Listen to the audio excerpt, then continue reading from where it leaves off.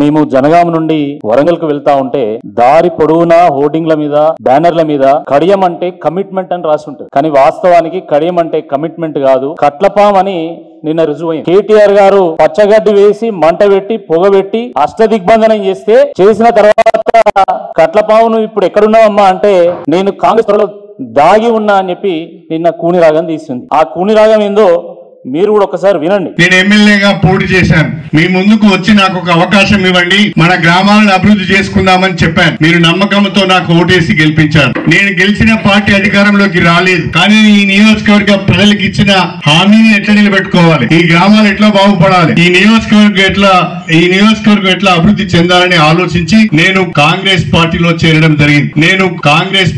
చేరడం జరిగింది. ఇన్ని రోజులు డొంకతిరుడు సమాధానాలు చెప్పినటువంటి కడియం శ్రీహరి గారు నిన్న స్టేషన్ గన్పూర్ నియోజకవర్గం పెద్దపెండ్యాల్లో పబ్లిక్ మీటింగ్ లో చాలా స్పష్టంగా చెప్పడం జరిగింది, నేను అభివృద్ధి కోసం కాంగ్రెస్ పార్టీలో చేరినా అని చెప్పి. మరి ఇన్ని రోజులు నోరు తెరనటువంటి కడియం శ్రీహరి గారు నిన్న ఎందుకు మాట్లాడండు?